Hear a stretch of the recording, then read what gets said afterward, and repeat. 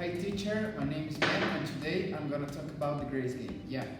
Today I'm gonna talk about hockey. But first, I will need you to see a video to understand how to play hockey. Let's get right into it.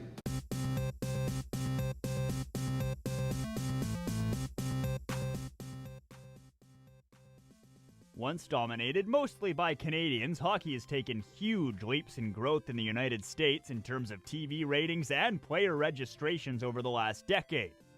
In this video, we'll give you a primer on the sport and fill you in on exactly what is going on down there on the ice. So let's talk about the setup.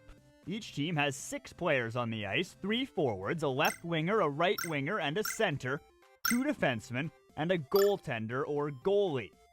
The object of the game is to shoot the puck using your stick into the opponent's net. Like how basketball has quarters and soccer has halves, hockey has periods. There's 3 of them, each lasting 20 minutes. Now, when you watch hockey on TV, there are a lot more than just those 12 people on and around the ice. While each team can only have, at maximum, 6 players on the ice at a time, they actually dress 20 people that play in rotating shifts. 12 forwards, 6 defensemen, and 2 goaltenders. And finally, there are 4 officials on the ice policing the game, 2 referees, and 2 linesmen. Now that we know who's on the ice, let's talk about the ice itself. In North America, a standard ice hockey rink is 200 feet long by 85 feet wide. How does that compare to other sports? Well, as you might have seen, you can fit a hockey rink quite easily into a baseball stadium. You could also fit around 3 rinks into either a football or soccer field. But it's not the smallest surface in major sports. You could fit almost 4 basketball courts onto one hockey rink. Now let's start putting the lines on the ice. First, right in the middle is the center line. Next, there are 2 blue lines that divide the rink into 3 zones, the neutral zone and 2 end zones. And finally, a goal line at each end. Now let's add the face-off dots. There's 9 face-off spots on the ice, 1 at center, 2 in each end zone, and 4 in the neutral zone. And the last thing is the goalie's crease. This is basically the goalie's home. At the beginning of the first period, teams line up for a face-off at center, the referee drops the puck, and the game begins. Well, that's about enough to start enjoying the great game of hockey for now. Okay, now that you have learned how to play hockey, now we're gonna talk about what we used to play. And first we're gonna start with the hockey puck. Okay, so here I have a hockey puck. This is the official product from the NHL, the National Hockey League, that I'm gonna talk about later. Its size, it's about 1 inch, well actually it's 1 inch wide and 3 inches in diameter, and it weighs about 5 to 6 ounces. Then we're gonna talk about the equipment we need to play. Well, for skaters, there are the 5 players that are on the ice. We need helmet, we need gloves, a hockey stick, we need also shoulder pads, we need knee pads, and of course skates. And for goalies, that are the ones who need more protection, they have a similar equipment, but they have the guards for here, and they have better pants, and also their stick is different. Their stick from here to the end, it's a little bit bigger. Okay, now they have seen a little bit more about the equipment and what are the things that we need to play. Now we're gonna see the things that we cannot do when we are on the ice. And we're gonna start with a video about 2 common laws or common rules that we have to follow in hockey, that are offsides and icing.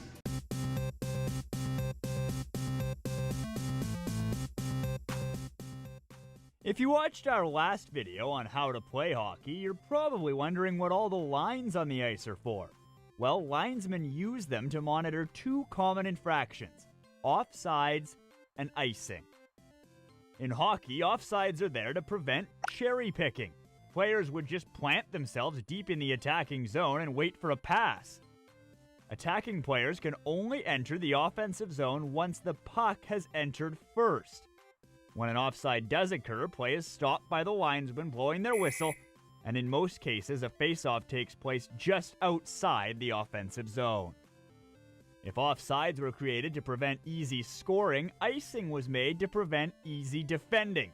It was introduced to stop teams from just sitting on their leads by simply clearing or dumping the puck from their zone over and over again. To illustrate icing, we only need to look at the main center red line and then the two goal lines. If a player shoots the puck from behind their side of the red line and it passes the opponent's goal line, that's icing. This particular form of icing is called automatic or no-touch icing. The linesman blows the whistle and a face-off takes place in the defensive zone of the offending team, the one that shot it down the ice. Another form of icing is called touch icing. Here, the infraction is only called once a player on the defending team touches the puck. If the opposition beats them down and touches the puck first, no icing. This situation naturally leads to extremely fast head-to-head chases for the puck. To minimize the possibility of injuries, hybrid icing was recently introduced. In this form, the linesman makes the call himself by analyzing the position of both players in a chase when the first player touches the face-off dot near the net. If the linesman thinks the attacking team will touch the puck first, play continues, the chase goes on. If the linesman thinks the defending team will get to the puck first, icing is called. Okay, as we saw in the last video, we have icing and offsides that are things that make hockey a more complex game. But we also have penalties. There are things that if we players do on the ice while we are on the ice, we are sent to a penalty box. And here is a video explaining it.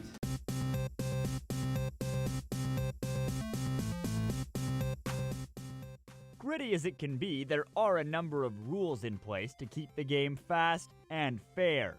When a player does something against the rules, the referee lifts his arm and play is stopped as soon as the offending player's team touches the puck. That player then heads to the penalty box for a set amount of time, 2 minutes for a minor penalty or 5 minutes for a major penalty. When the offending player is in the penalty box, his team is short-handed. This means they have less players on the ice than their opponent, and the opposing team is now on what's called a power play. If another player on a team already short-handed takes a penalty during the penalty kill, they're sent to the box as well. But it doesn't go any further than that. Any additional penalties start when the others are done. Now, there are too many different infractions to go over all of them. Most of the common penalties are pretty physical. Some are self-explanatory, like tripping, hooking, or slashing. Others include boarding, hitting a defenseless player violently into the boards, high sticking, lifting the stick above shoulder height and hitting a player. If it draws blood, it becomes a double minor. That's 4 minutes in the box. Cross-checking, when a player holds the stick with both hands and hits another player with the stick's shaft. And delay of game. There's a lot of ways you can hold a game up. And of course, there's fighting. Yes, it may be surprising, but hockey is the only sport where fighting is allowed. But well, apart of that, I think hockey is a very fun game that we can all watch, and it's something different that we can do like any day. A great place to start watching hockey is the NHL, as I mentioned before in the video. The National Hockey League is actually the best hockey league in the world. It's where most of the best players develop their skills. And some of the teams that play in that league are the Toronto Maple Leafs, the Buffalo Sabres, the New York Rangers, the Winnipeg Jets, as many more. Okay, teacher, I hope you like my video. It's a topic I really like and I really feel confident about. And we'll see you in the next class.